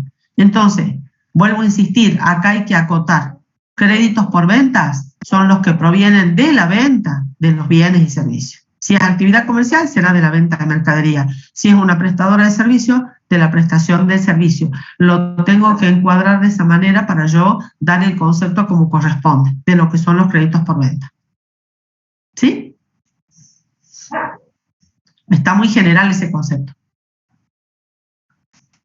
¿Qué más? Profe, yo tenía una duda en la bibliografía con respecto a cuando, por ejemplo, bueno, se van mencionando varias veces el concepto, pero todavía no lo comprendo bien. Por ejemplo, en la parte de las cuentas a cobrar en cuenta corriente, cuando se toma el criterio de valores corrientes en su registración contable, menciona segregar los componentes financieros implícitos. ¿A qué se referiría eso? A los intereses. Cuando la empresa realiza una venta a plazo, ¿sí? Ponele que sea en cuenta corriente o que sea con un pagaré o con un cheque de pago diferido, el precio que va a pagar el cliente va a ser un precio con un interés, digamos, incluido, ¿sí? Entonces, vos fíjate que cuando vas a hacer vos una compra ahí, ponele algo, te vas a comprar algo, te dice en la vidriera precio de lista o te dice precio tantos pesos, ¿sí? Te ponen ahí el precio de la prenda que vos vas a comprar, suponete que sea una prenda de vestir, ¿sí? Cuando vos entras al negocio y decís, quiero ese pantalón, ¿sí? Y te pregunta ahí la chica que te atiende, te pregunta, ¿cómo lo vas a comprar? Y vos le decís, yo lo quiero pagar de contado. Entonces te dice, entonces te hago un descuento. Sí. Ese descuento no es tal, porque lo único que está haciendo es darte el precio de contado, porque el precio que figura normalmente en la vidriera es un precio de lista, que es un precio que vos vas a pagar si lo compras financiado al bien, ¿sí? Él ya tiene incluido un interés implícito, se dice. ¿Por qué? Porque está dentro del precio, y vos no sabés que es un interés que está dentro del precio. Entonces, cuando se habla de segregar los componentes financieros, quiere decir que vos vas a tener que separar o segregar, que es lo mismo, lo que es interés, ¿sí? Y lo vas a tener que registrar en la cuenta que corresponde. Entonces, ¿por qué? Porque la empresa, cuando vende a plazo, vos tenés que registrar las ventas por precio de contado. Cuando vos pones a ventas, tiene que ser por el precio de contado. Y si vos estás vendiendo a plazo y le estás cobrando al cliente un interés, ese interés lo vas a tener que registrar en la cuenta intereses positivos a devengar. Eso es segregar el componente financiero o segregar los intereses. Eso quiere decir, las ventas siempre por precio de contado y los intereses van a la cuenta que corresponde. ¿Sí? Sí, ya lo entendí, profe. Gracias. Bien, no hay por qué. Profe, por más que sean intereses implícitos, lo mismo se tiene, la documentación sería una nota de débito. No es una nota de débito. Claro, o sea, porque hay otros que nos dan un porcentaje para calcular Cuando no, me refiero cuando es una venta a crédito, Sí. de un bien, o sea, de un bien de cambio, y se hace un recargo. Y ahí ya no sería implícito, sino sería explícito por el Claro, cuando te hacen un recargo y ese recargo figura en la factura, es explícito. ¿Sí? Ahora, cuando no figura por separado en la factura y está contenido dentro del precio, se dice que es implícito. Entonces, cuando la empresa vende algo a plazo, la factura, si no está explícito como vos decís, está contenido dentro del precio. No importa, la factura va a salir con ese precio de lista. Pero lo que pasa es que cuando vos vas a registrar en la contabilidad, no podés poner a ventas por 1.500 pesos cuando sabés que esos 1.500 pesos tienen incluido un interés. Porque vendiste con tarjeta de crédito, ponele. ¿Sí? Tenés que registrar a ventas por precio de contado y registrar el interés en la cuenta que corresponde. Intereses positivos a devengar. ¿Sí, Gloria? Entonces, sí, entonces solo la nota de débito solamente iría por cuando es un recargo únicamente. Exactamente, sí. O cuando vos facturas por precio de contado y le haces la nota de débito por los intereses. Ok, ¿Sí? Okay, sí. Bien.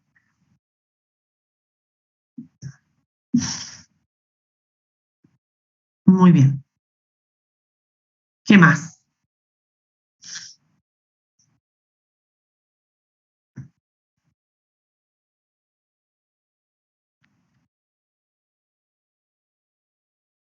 ¿Qué más, chicos? ¿Qué otra cosa se acuerdan? Cuando se hacía una venta con tarjeta de crédito, Sí. Bueno, ahí en la filmina figuraban unos porcentajes. Sí. ¿Esos son fijos? O sea, ¿se aplican siempre? ¿O están ahí de ejemplo? ¿Vos te referís al porcentaje en sí? Si ese es el porcentaje actual. Claro, decía retención de impuestos a las ganancias, Sí. 5%, Sí. del IVA 4 y Sí. de todo. Mira, el porcentaje, la verdad que, bueno, esa diapositiva está hecha ya de hace tiempo. Tendría que revisar las resoluciones de la AFIP para ver si los porcentajes siguen siendo los mismos. La verdad que no te puedo asegurar que sean esos mismos los que se están cobrando en la actualidad. Pero sí te va a retener la tarjeta, te va a retener esos impuestos. Porque justamente estas entidades financieras, que son las que hacen estas operaciones con tarjeta, son agentes de retención y de percepción. Entonces tienen que hacer la retención sí o sí de ganancias, de ingresos brutos y del impuesto al valor agregado. Todo eso te tienen que dar un comprobante, inclusive en la liquidación de la tarjeta te va a aparecer todo ese detalle, ¿sí? Y vos con eso vas a controlar que realmente te estén acreditando lo que corresponde. Pero además te tienen que entregar el comprobante de la retención, porque no sé cómo vendrá ahora, no he visto últimamente una liquidación de tarjeta, pero en las liquidaciones de tarjetas decían, no es comprobante para la retención, que no se podía considerar como comprobante, tenían que darte por aparte los comprobantes de retención de cada impuesto, para que vos los puedas utilizar y tomar como pago a cuenta de los respectivos impuestos. Pero te va a descontar todo eso que figura ahí, te van a descontar la comisión de la tarjeta, el IVA de la comisión. Si han sido operaciones con tarjeta hechas en cuotas, va a haber un interés, lógicamente, por la financiación, ¿sí? Y también te van a descontar las retenciones de los 3 impuestos. Y va a acreditar el neto resultante de todo eso. Es decir, que si yo vendí, qué sé yo, no sé, por decirte algo, 1.000.000 de pesos con tarjeta, no voy a recibir el 1.000.000 de pesos, me van a acreditar menos. ¿Sí? ¿A eso apuntaba tu pregunta, Manuel? Sí, profe. Gracias. Muy bien. Profe, ¿esto aplica para tarjetas de crédito? ¿Las tarjetas de débito son distintas o no abarca esto? En la tarjeta de débito el banco también cobra. Les cobra una comisión por el uso de la tarjeta y demás. Por eso cuando nosotros vamos a comprar muchas veces y uno cree que está pagando de contado cuando usa tarjeta de débito, no es así, nos cobran un recargo igual, porque al comercio el banco también le cobra una comisión por el uso de la tarjeta. No es tanto como con la tarjeta de crédito, pero no hemos visto, no vamos a ver una operación de ese tipo cuando operan con tarjeta de débito, pero sí les cobra, o sea, no es gratuito, digamos, el uso de la tarjeta para el comercio. Entonces sería como para importes más pequeños, así. Sí, podés usar la tarjeta mientras vos tengas el dinero en el banco, o viste que eso es lo único que te, digamos, que te puede limitar.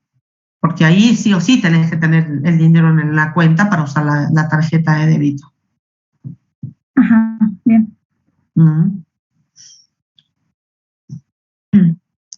Carola Valle dice, por favor, profesora, créditos en moneda extranjera, ¿puede explicar?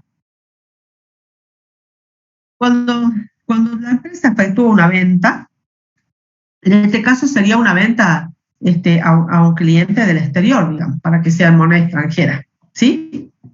Lo que ustedes van a saber ahí, porque esto también lo van a ver en detalle, creo que lo ven en Superior 1, o en 2, no estoy segura, tienen que fijarse cuál es la diferencia de cambio vigente al momento en que se efectúa la venta, ¿sí? Entonces, como es una venta en moneda extranjera y nosotros tenemos que registrar en pesos, tenemos que tener en cuenta cuál es la diferencia, o cuál es el cambio, el valor de cambio o la cotización de la moneda al momento en que hacemos la operación, ¿sí? Entonces vamos a tener que utilizar la cotización tipo comprador, ¿sí? Para poder contabilizar. Y ahí vamos a tener que utilizar una cuenta especial, digamos, deudores del exterior o deudores en moneda extranjera. Ya veremos cómo es la cuenta que la empresa tiene en el plan de cuenta, pero tenemos que indicar que ese crédito es en moneda extranjera cuando hagamos la registración. Y al momento de darle el valor a ese crédito, si lo tenemos, por ejemplo, llega el momento de fecha de cierre de ejercicio y tenemos que ver cuál es el valor que corresponde que tenga ese crédito, ahí nos tenemos que fijar, por supuesto, en el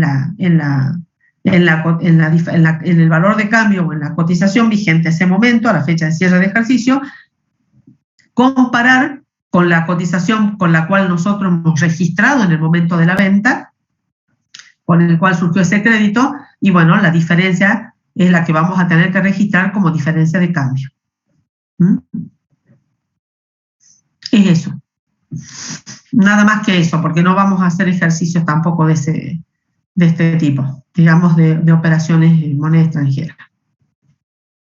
Pero creo que tienen un ejemplo y no está complicado. Ahí en Prioto tienen ejemplos de registración. De cada unidad hay un ejemplo de registración en moneda extranjera.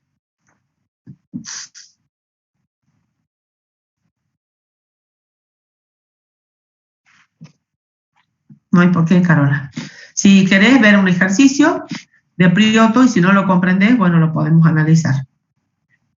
A ver si no se entiende algo. Creo que son ejemplos sencillos los que están ahí.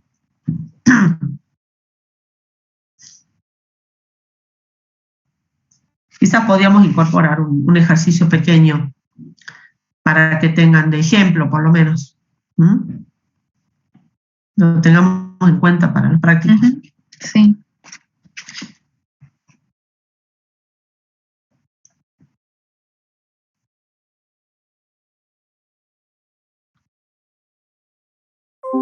Ya saben ustedes que la cotización que tienen que aplicar para los activos es tipo comprador, ¿no es cierto? Y cuando están valuando pasivos es tipo vendedor. Eso lo hablamos también, creo, en la clase. No me acuerdo si fue en la clase nuestra o en la otra. Cuando se trata de moneda extranjera, ¿cuál es la cotización que debemos emplear?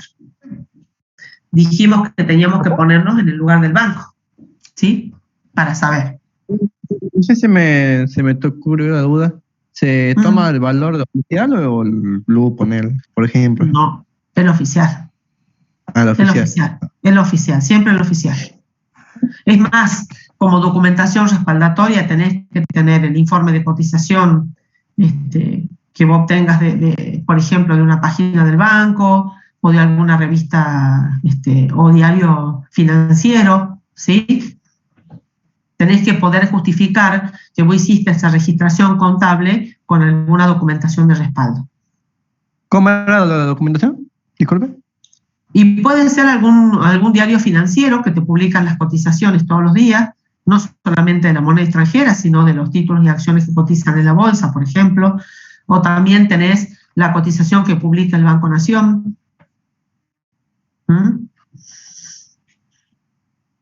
Muchas gracias, profe. No, no hay por qué.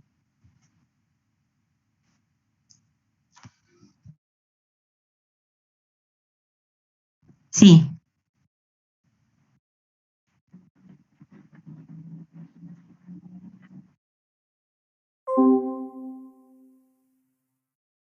Sí. Sí, puede ser.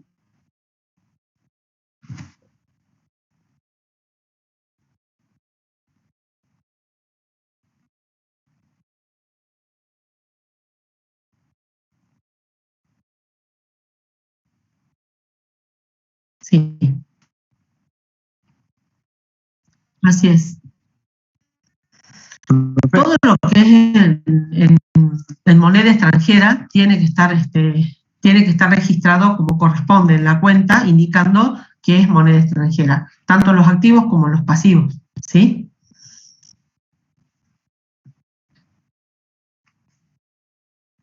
Profe. Sí. ¿A qué se refería cuando decía deudores en gestión extrajudicial? Deudores en gestión extrajudicial. Eso digamos que es una instancia previa donde la empresa intenta realizar el cobro de alguna cuenta, una cuenta que tiene pendiente, digamos, que no puede cobrar, antes de analizar la posibilidad de hacerlo mediante gestión judicial. Muchas empresas contratan, inclusive empresas que realizan este tipo de actividad, realizan cobranzas, ¿sí? Se dedican a eso, a realizar cobranzas. Y si no, también puede estar referido a, por ejemplo, cuando la empresa intenta, previo a decirle al abogado, mira, ¿sabéis qué? Hagámosle juicio porque si no, ya vemos que no nos paga, quizás se haga un intento por ejemplo, de que el abogado mande una carta documento, ya es una intimación un poco más formal al reclamo que podríamos haber venido haciendo, por ejemplo, al cliente, ¿sí? A eso se refiere con cobranza extrajudicial. Son gestiones que hace la empresa de cobranza, ya sea por sí misma o porque las encarga a algún tercero. Y ya, digamos, agotar las posibilidades de poder llegar a cobrar un crédito antes de entrar en la instancia judicial. Por eso dice extrajudicial. ¿Sí? Gracias. No, no hay por qué.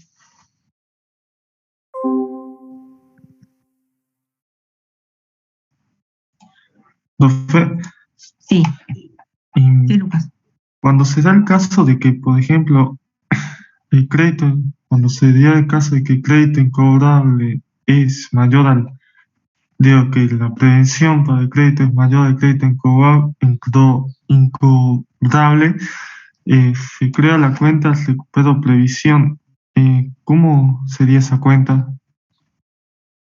Eso pasa cuando vos estás muy bien diciendo, cuando el importe de la previsión que se ha constituido fue en exceso a la incobrabilidad que se produce, ¿no es cierto? Entonces, la cuenta previsión para deudores incobrables te va a quedar con un saldo acreedor. Vos vas a utilizar la previsión hasta el monto que corresponda y te va a quedar con un saldo acreedor. Entonces, en ese caso, lo que se hace es hacer un recupero de la previsión. Esa cuenta recupero de previsión para deudores incobrables es una cuenta de resultado positivo. Ahora, ¿por qué usas una cuenta de resultado positivo? ¿Por qué? Porque vos cuando creaste la previsión, ¿sí? Recuerden que cuando ustedes crean la previsión, debitan la cuenta deudores incobrables, que es una cuenta de resultado negativo. Entonces, es una forma de devolver, digamos, al ejercicio lo que se calculó de más. En ese caso es un error de estimación. No se puede calcular de manera exacta esto, entonces muchas veces puede pasar esto. Hay empresas que registran ese recupero de la previsión y vuelven al cierre de ejercicio a crear la nueva previsión para el ejercicio siguiente. Pero hay empresas que no hacen el recupero, sencillamente lo que hacen es determinar el nuevo importe de la previsión y constituyen esa previsión nueva por la diferencia, ¿sí? Lo que pasa con esa metodología, digamos, de registrar así las previsiones, es de que no vamos a enterarnos de cuándo una previsión fue constituida en exceso, por ejemplo. Ahí no va a saltar. ¿Por qué? Porque no va a estar la cuenta de recupero, ¿sí? Ese es el inconveniente que tiene esta forma de registrar. Profe, ¿y ese recupero es a fecha de cierre? ¿Sí o sí? Claro, cuando se cierra o cuando puede ser en una instancia previa, si es que se ha producido ya la incobrabilidad.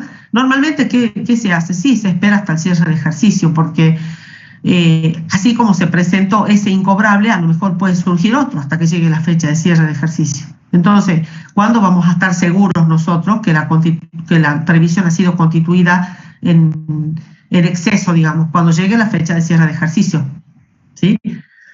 Ahí es recién, que ya no hubo ninguna otra incobrabilidad durante el ejercicio, hasta la fecha de cierre. Bien.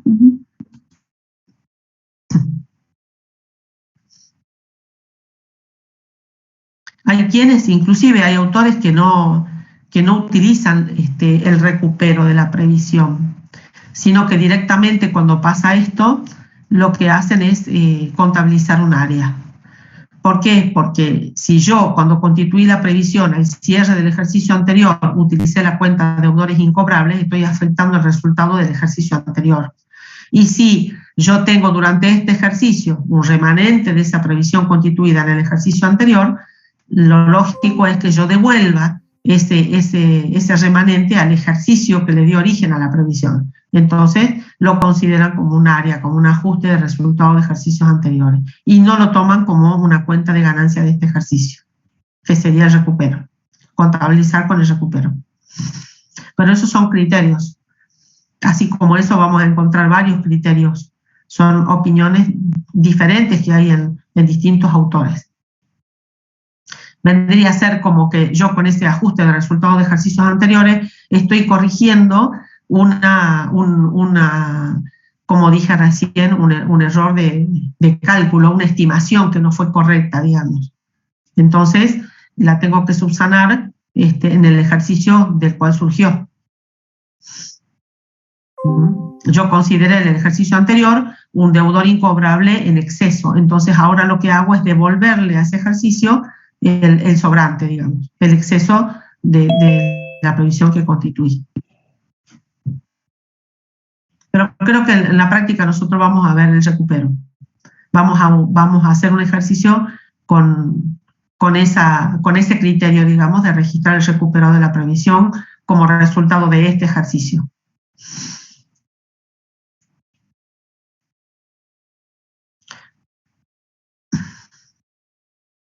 ¿Qué más, chicos?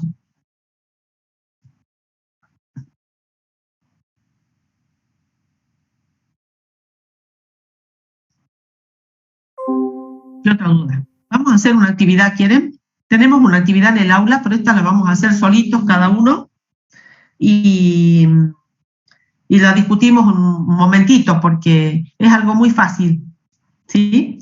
Vayan al aula, por favor. Vamos a poner visible un pequeño ejercicio que vamos a hacer. Fíjense en el espacio de actividades, hay ahora les estoy poniendo visible, hay un letrero que dice actividad clase teórica, y ahora les muestro las dos actividades que hay. Una está referida a la depuración de créditos y otra al rubro otros créditos. Esas son las dos. Si no las ven, por favor salgan y vuelvan a entrar para que puedan ver los cambios. Si no, el que no estaba en el aula y recién está entrando ahora la va a poder ver.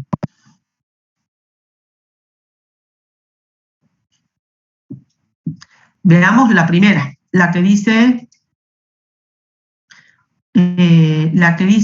depuración de créditos. Haga clic arriba de eso y ahí les va a aparecer la consigna, el enunciado. A ver, fíjense en qué dice. Se trata de la empresa La Jujeña Sociedad Anónima, cuya fecha de cierre de ejercicio económico es el 31 de octubre de cada año. Al 30 de junio del 2022, el encargado de cuentas corrientes realiza el análisis de los créditos de la empresa y advierte las siguientes situaciones. Punto 1. Un crédito en cuenta corriente de pesos 5.500 vencido hace 15 días, correspondiente a un cliente que siempre ha dado cumplimiento en tiempo y forma a los compromisos asumidos. ¿Qué harían ustedes con ese crédito? ¿Qué tratamiento contable le dan a ese crédito en cuenta corriente de 5.500 que venció hace 15 días? Registrado como un deudor moroso. Claro, muy bien. Eso está en deudores por ventas. Detectamos que es una cuenta vencida, entonces la registramos como deudores morosos. Muy bien. Vamos a la segunda alternativa. Un pagaré en cartera de pesos 25.000, cuyo vencimiento operó el 20 de mayo. Fíjense que estamos al 30 de junio y este pagaré venció el 20 de mayo del 2022. Situación que fue advertida oportunamente al cliente, no habiéndose recepcionado ninguna respuesta. ¿Qué tendríamos que hacer en este caso con este pagaré que encontramos que ya está vencido hace varios días? Acá dice que esto fue advertido oportunamente al cliente. ¿Qué quiere decir eso? Que se le hizo el reclamo pertinente al cliente y hasta ahora no se ha recepcionado ninguna respuesta. Documentos morosos a documentos a cobrar. Sustituirlo en mora. Documentos a cobrar morosos serían, ¿no es cierto? Dejaríamos de, no correspondería más que esté en la cuenta documentos a cobrar, pasarían a ser documentos a cobrar morosos. ¿Y qué otra alternativa se les ocurre? Y no es esa. Que como no recibimos respuesta, podrías irse a juicio. Por ejemplo. Ustedes de una, Luca de una, lo manda a juicio al cliente. Extrajudicial, profe. Sí, me parece mejor eso. ¿Qué les parece si podría ser una alternativa, un requerimiento extrajudicial? Porque se ve que con la llamada por teléfono, con la visita al cliente, decirle cuándo me cancelas el pagaré, no pasa nada, entonces a lo mejor alguna gestión un poco más fuerte, digamos así, como sería enviar una carta documento o lo que fuera, a lo mejor con eso obtenemos respuesta. Porque fíjense, ¿cuál es el importe del pagaré? ¿Cuál es el importe del pagaré? 25.000. 25.000 pesos. Ustedes creen, tenemos que analizar todo, no solamente la situación, tenemos que ver cuál es el crédito que tenemos pendiente de cobro. Llevar un cliente a juicio es oneroso. Y quizás, en este caso, llevarlo a juicio al cliente nos resulte más oneroso que no cobrarlo al pagaré. Entonces, ante esa situación que también debe ser evaluada, la empresa dice, no puedo ir a juicio por esto, ¿sí? Voy a intentar cobrárselo de alguna manera. Entonces, primero sí tiene que ser moroso, y si yo considero que tengo que hacer alguna otra gestión o que amerita alguna otra gestión extrajudicial, lo puedo poner directamente como documentos a cobrar en gestión extrajudicial. Se lo doy al abogado, pero no para que le inicie juicio, sino para que vea de qué manera le puede cobrar. ¿Sí? Esa sería otra alternativa. Y luego tenemos la tercera, un cheque de pago diferido de pesos 80.000 recibido de un cliente cuyo vencimiento opera el 25 de agosto del 2022. Fíjense que nosotros estamos al 30 de junio haciendo el análisis de los créditos por venta y este cheque de pago diferido tiene vencimiento recién el 25 de agosto. El día de la fecha, o sea, ahora, el 30 de junio que yo estoy haciendo el análisis, mediante informe del abogado, se toma conocimiento que el cliente entró en convocatoria de acreedores, considerándose imposible su cobranza. ¿Qué harían con ese? ¿Cómo? Sería incobrable. Deudores incobrables entraría directamente. Se trata de una situación de un deudor incobrable. Muy bien, por el informe del abogado, nos damos cuenta de que es incobrable. Ahora, ¿qué tendríamos que hacer en ese caso? ¿Qué tendría que hacer la empresa? ¿Directamente registra deudores incobrables y los manda a pérdida? ¿O qué más tenemos que tener en cuenta? Si se realizó una previsión, si tenemos una previsión. Claro. Muy bien, Giselle. Si tenemos una previsión, si la empresa tiene constituida la previsión, ¿qué hacemos? Se registra, o sea, sería previsión para deudores incobrables y ya no tendríamos una pérdida. Claro, muy bien. Usaríamos la previsión. Depende ¿Sí? del monto de la previsión también.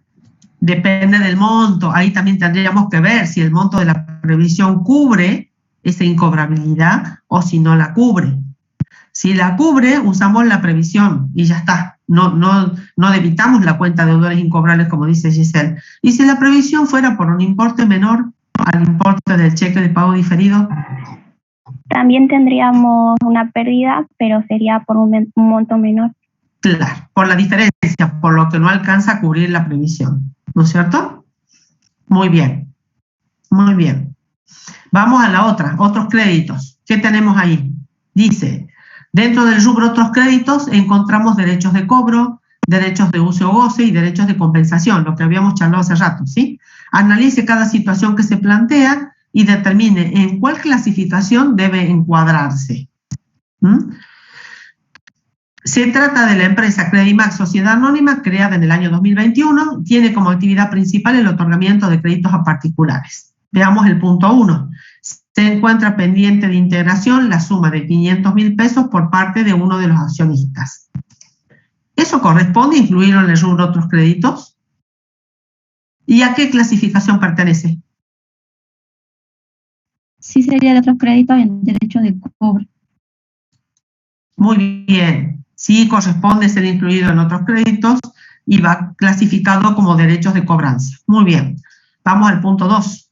En el presente mes efectúa un pago de pesos 35.000 a favor de la AFIP en concepto de anticipos de impuestos. Anticipos y retención impositiva. Ajá. ¿Corresponde encuadrarlo dentro de otros créditos, Manuel? Sí. Bien, bien. ¿Y de qué se trata? ¿Cómo lo clasificarías a vos a eso? ¿Un derecho de qué? O sea, es un derecho, o sea, de anticipo y retención impositiva, porque le estoy pagando antes a la AFIP el impuesto. Perfecto, está bien, pero ¿cómo se llama ese derecho, esa clasificación? Acuérdate que hay 3. ¿Derecho de cobranza es? De compensación. Compensación.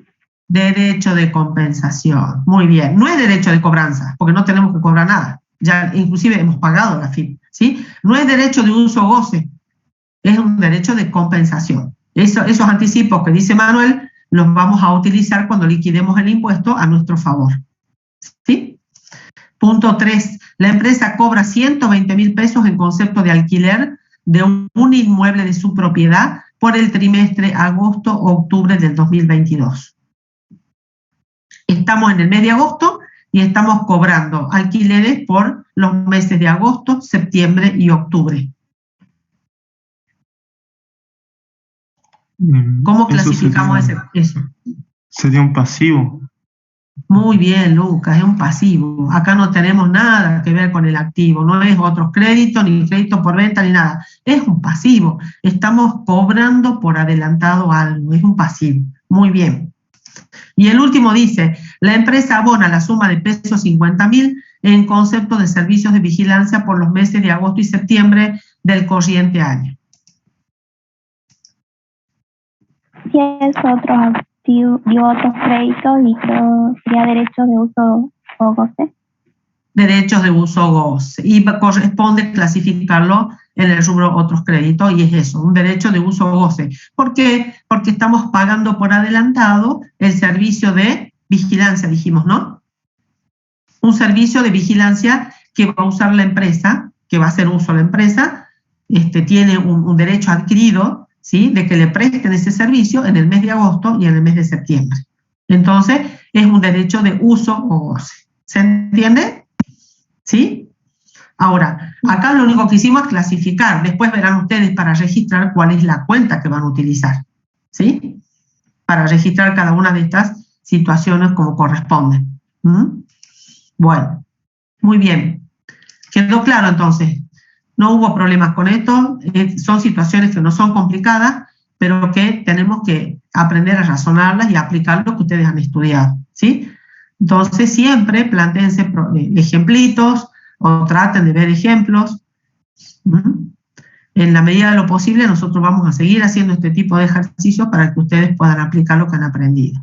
¿Alguna otra preguntita? ¿Les ha quedado alguna otra duda? Amir pregunta, ¿cuál era la cuenta utilizada en el punto A y cómo deberíamos proceder en esa situación? No terminé de entender con respecto a la primera parte.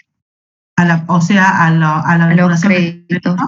A la depuración de los créditos. Depuración de créditos, sí. Un crédito en cuenta corriente de 5.500 pesos vencido hace 15 días, y este cliente, nosotros hacemos el análisis del cliente, porque cuando depuramos tenemos que analizar, ¿sí?, cada una de las cuentas, cada uno de los clientes, y vemos que es un cliente cumplidor. Acá dice, siempre ha cumplido en tiempo y forma con los compromisos asumidos. Entonces, se trata de una simple mora, en este caso, es lo que podemos deducir. No es un cliente que siempre ha estado moroso, que nunca ha pagado sus cuentas en término, como para que nos haga dudar de si nos va a cancelar o no la cuenta, ¿sí? Entonces, por eso, acá habíamos dicho que correspondería mandarlo a morosos, ¿sí? Registrarlo, sacarlo de deudores por ventas y ponerlo como corresponde en la cuenta de deudores morosos. Hacer la imputación a cuenta a deudores morosos. Ese es el razonamiento. ¿Sí? Acuérdense que depurar el rubro significa hacer un análisis de cada una de las cuentas que integran el rubro. Hay que ver, comprobar el saldo si es correcto, no solamente si existe ese saldo o no, y si la evaluación también es correcta. Lo ideal es hacerlo de esa manera, la depuración, hacer cuenta por cuenta. Ahora, ¿qué pasa si se trata de una gran empresa? Si se trata de una pyme, de una empresa pequeña y los clientes no son demasiado numerosos, nosotros podemos hacer un análisis de ese tipo, cliente por cliente, ver el legajo de cada cliente y analizar cómo corresponde la situación de cada uno. Ahora, si se trata de una gran empresa donde tenemos cientos de clientes, es imposible hacer este análisis así. Entonces, ¿qué es lo que se hace? Se hace un análisis individual de los principales clientes, de los créditos que son muy, muy importantes y de que tienen mucho peso dentro de la cartera de clientes, digamos, ¿sí? Eso se hace así. Y del resto hacemos un análisis de tipo global.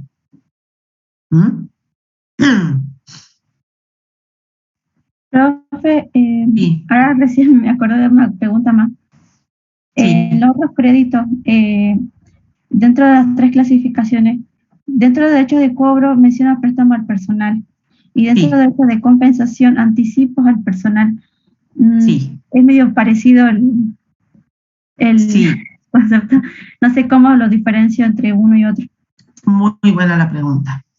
Cuando hacemos anticipos al personal, es a cuenta del sueldo que va a cobrar ese empleado, ¿sí? Entonces, el anticipo que yo le hago ahora, en agosto, va a ser a cuenta del sueldo que él va a cobrar los primeros días de septiembre, del sueldo de agosto que va a cobrar los primeros días de septiembre. Entonces, ¿qué tengo que hacer? ¿Qué tiene que hacer la empresa cuando llega el 31 de agosto? Va a liquidar los sueldos, ¿sí? Va a liquidar los sueldos y va a hacer la registración que corresponda, que ya la van a aprender a hacer ustedes. Vamos a generar los pasivos por esos sueldos que le tenemos que pagar a los empleados, pero previo a eso, justamente con este empleado al cual nosotros le hicimos un anticipo, vamos a compensar. ¿Por qué? Porque no podemos tener, por un lado, el anticipo de sueldo de este empleado como un activo, como otros créditos, y por otro lado tener el pasivo del sueldo que le vamos a tener que pagar por el mes de agosto. ¿Qué se hace? Se descuenta de ese sueldo que estamos determinando el anticipo que le hicimos y solamente vamos a mostrar el pasivo por la diferencia. ¿Se entiende? sea, si al empleado la liquidación de sueldo me dice que le tengo que pagar 20.000 pesos, ¿sí? Y yo le hice un anticipo por 1.000 pesos, yo tengo que hacer figurar en la contabilidad un pasivo por 19.000. No puedo tener un activo por 1.000 y un pasivo por 20.000. ¿Se entiende? Tengo que compensar. Por eso va dentro de los derechos de compensación el anticipo de sueldos. Y el préstamo, ahí tengo que cobrar. Si yo le hice un préstamo al empleado, debo haber pactado con el empleado de qué manera el empleado me va a devolver ese préstamo, en qué cantidad de cuotas, de qué importe, ¿sí? Y de qué manera él lo va a pagar a eso. Quizás pueda yo arreglar con el empleado de que se lo voy a descontar del sueldo. Pero de todas maneras, eso no es un concepto que sea directamente compensable con el sueldo, como lo es el anticipo. Entonces, por eso decimos que es un derecho de cobranza. Porque por más que yo en definitiva le descuente la cuota del préstamo, eso va a ir por aparte y no es un concepto que sea directamente compensable como el anticipo. Entonces, por eso lo clasificamos como un derecho de cobranza. Porque perfectamente el empleado puede cobrar su sueldo y después venir y pagar la cuota. ¿Sí? Claro. Corresponde a su préstamo. ¿Se entiende? Sí, profe, gracias. Muy bien, no hay por qué. Entonces ahí está muy buena la pregunta, no es lo mismo un anticipo de sueldo que un préstamo a un empleado. ¿Sí? Son conceptos diferentes. Bueno, chicos, si no tienen otra duda, los liberamos para que continúen con sus actividades y con sus clases. Estuvo muy buena la clase, muy buenas las dudas. Sigamos así. Pregunta algo. Sí. ¿Los resultados inflacionarios son los que surgen por los cambios producidos en los precios de los bienes llamados monetarios? Sí. Sí, los bienes llamados monetarios son los que están expuestos a la inflación y de ahí derivan los resultados inflacionarios. Pero después ya van a estudiar ustedes más adelante que el procedimiento para determinar ese resultado inflacionario es justamente, se hace ajustando los rubros que son no monetarios. Al revés. Se toman los rubros no monetarios y se calculan los efectos de la inflación. Hoy tienen el cuestionario de la unidad 2. Acuérdense que el cuestionario de la unidad 2 es a las 14:30. El cuestionario va a estar abierto desde las 14:30 hasta las 15:30, 1 hora. Pero ahí dice que les damos 15 minutos, ¿verdad? Para contestar el cuestionario. Entonces, no entren al cuestionario 5 minutos antes que se cierre porque no lo van a poder contestar, ¿sí? No les va a alcanzar el tiempo. Mínimamente van a tener que entrar como último horario a las, sería a las, son 2:30, 3:30, a las 3:15, ¿sí? Mínimamente. Traten de hacerlo antes. 15 minutos es un tiempo exagerado que le damos. Eso es para que lo hagan tranquilos, para que lo piensen, para que lo razonen. Nadie los apura, ¿sí? Pero háganlo con lo que ustedes saben. Contesten con lo que ustedes saben. No hagan trampa. Y estuvimos viendo los cuestionarios de la unidad 1, están en general muy bien, la mayoría muy bien. Hay algunas respuestas que no están buenas, pero bueno, con lo que hemos repasado, con lo que hemos visto de la unidad, creo que pueden corregir la respuesta que no estaba correcta. Si alguno tiene dudas o quiere que veamos esto, me lo dicen y lo vemos la clase que viene, un ratito, antes de comenzar la nueva unidad. ¿Sí? Muy bien, chicos. Que estén bien, que tengan un lindo día, que terminen bien el día. Organícense bien. Hasta luego. Ustedes también, cuídense, a cuidarse, hay que seguir cuidándose. Hasta luego. Hasta luego, profe. Hasta luego. Hasta luego, profe. Hasta luego, profe. Chao, hasta luego. Hasta luego, profe. Hasta luego.